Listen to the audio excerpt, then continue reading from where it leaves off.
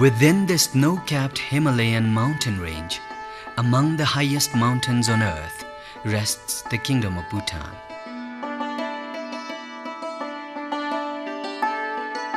A mystical, peaceful sanctuary steeped in a long Buddhist tradition that influences all earthly activities. Zhabdrung Ngawang Namgyal, a Lama of the Drukpa sect, is revered as the founder of Bhutan. As temporal and spiritual leader, he unified the country in the 17th century, in part by constructing a series of fortresses called dzongs. These dzongs have remained dominant features of both the landscape and life. They are impressive reminders of the success of Bhutan's dual system of governance, where the monastic body and secular leadership respect each other. The death of the Zhabdrung was followed by 200 years of civil war between rival factions, which lasted until the end of the 19th century. Then, in the heart of Bhutan, in Tongsa, another major figure rose to unify the country once again. On December 17, 1907, Ugyen Wangchuck, the Tongsa Penlop, was elected king by both the secular leadership and high lamas.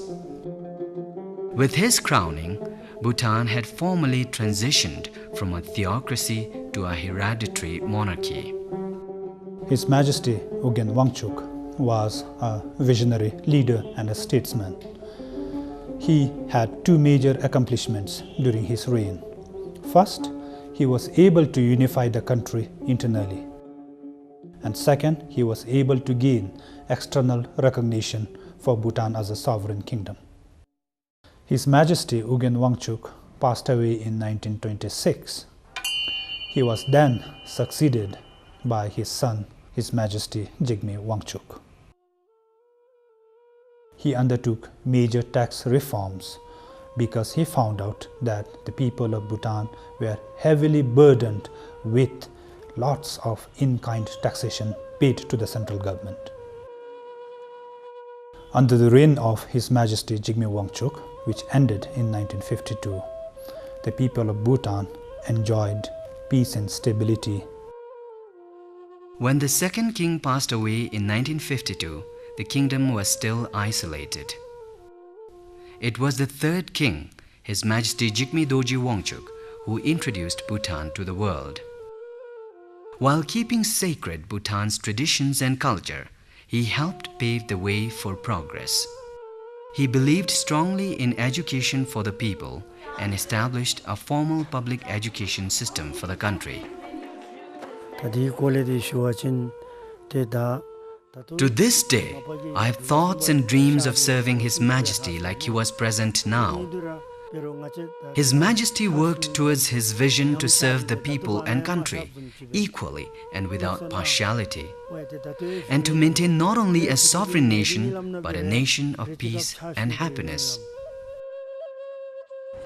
Upon the sudden and unexpected demise of His Majesty Jigme Dorji Wangchuck, the Crown Prince Jigme Singye Wangchuck, who was only 16 years of age, had to take over the reins of the kingdom. Truly a people's king, His Majesty is well known for his development philosophy, gross national happiness. The four pillars of GNH are preservation and promotion of culture, environmental conservation, good governance, and economic development. In the last years of his reign, His Majesty commanded the drafting of Bhutan's first constitution, which lays the ground for the introduction of parliamentary democracy in 2007 and 8.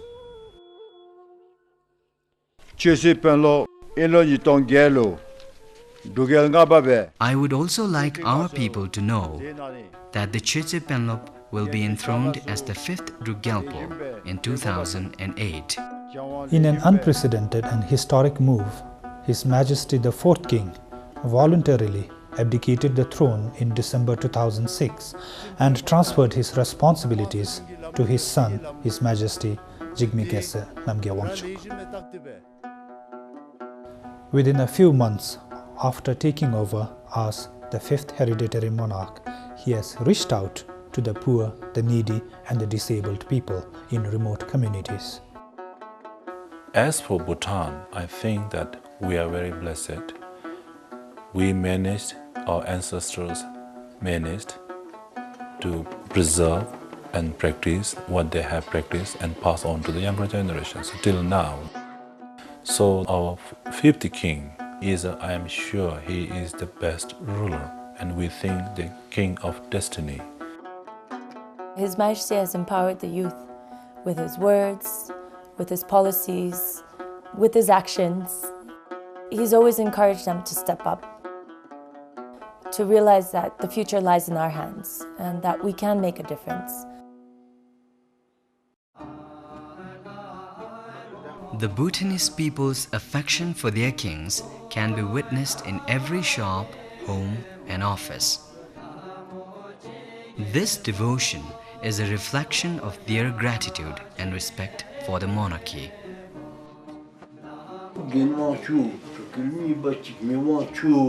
On this historic occasion, commemorating 100 years of the Wangchuck dynasty, may every one of the 5 hereditary kings be celebrated. For each has, in his own way, guided the people of Bhutan in carrying the honor and love they hold for their country from generation to generation.